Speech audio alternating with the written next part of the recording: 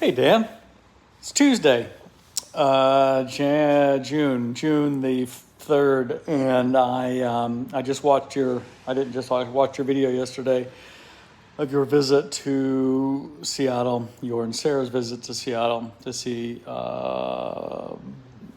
Carew and Beth and Esther, and good trip, yeah.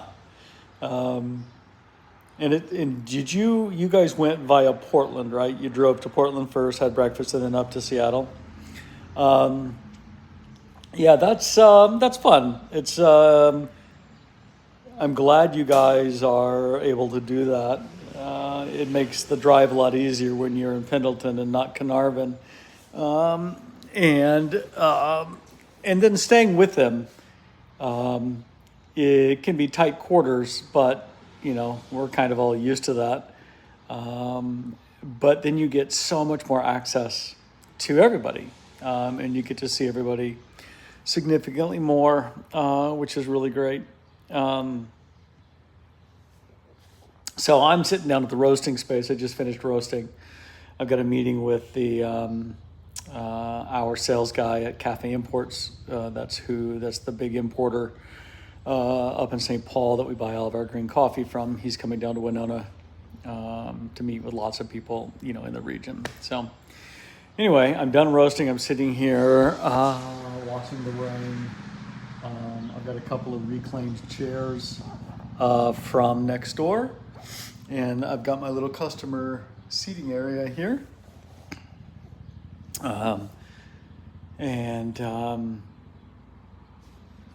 Yeah, so I thought I would share with you what I did on Friday. So Lucas and I went over to Erin Hills, Wisconsin, which is about 45 minutes my side west of Milwaukee, to see the Women's U.S. Open. We went for the second round, and it was significantly more enjoyable than the past tournaments I've gone to, primarily because it was much less crowded, and that was the primary thing. Years ago, Mike and I went to Erin Hills to watch one of the warm-up rounds, but this was the actual second round of four, and it was a really good day because it was overcast, it wasn't too hot, and the golf was totally hot. The great thing about women golfers is I find them to be significantly more technically proficient than the men. The men are technically proficient too, but they swing so damn hard and so damn fast you can't hardly see it.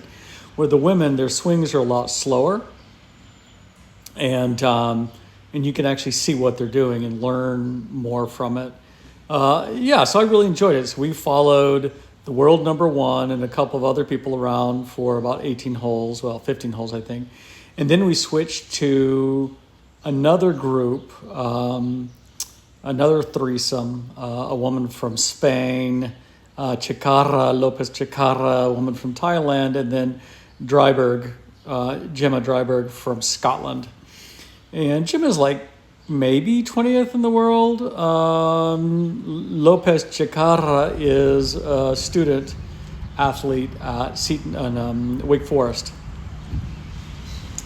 And she's an amateur, and it was, I really enjoyed watching them because, as you saw on that board, they were +4, and so this is Gemma Dryberg. They were +4, and the cut line was +1, so she had to shoot, Lopez Chicara had to shoot 3 under, like on the back 9, just to make the cut and play in the weekend, which she did, so that was very exciting. And so watching these guys swing. So this is Lopez Chicara, and I mean, just watch her swing.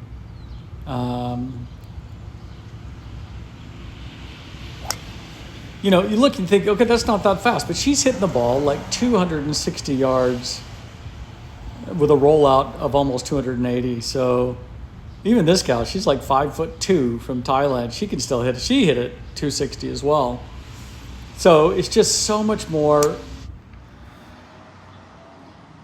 in control and technical. The timing is so good that they can hit the ball as far as they do because everything comes together just right in their swing. I mean, I know all professional athletes are like this, right? It doesn't matter if they're tennis players or basketball players or whatever. It's just, for me, I'm obviously very interested in golf.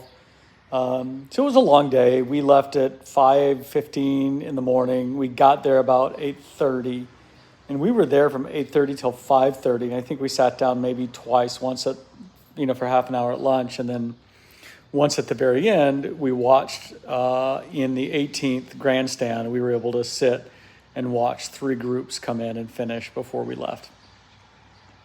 So it was a very enjoyable day. A very long day. And when I got back, I went and played golf yesterday, and I birdied 2 holes on the front 9, and I drove the ball significantly farther. So whatever it is I watched, it worked. That's my story. I'm sticking to it.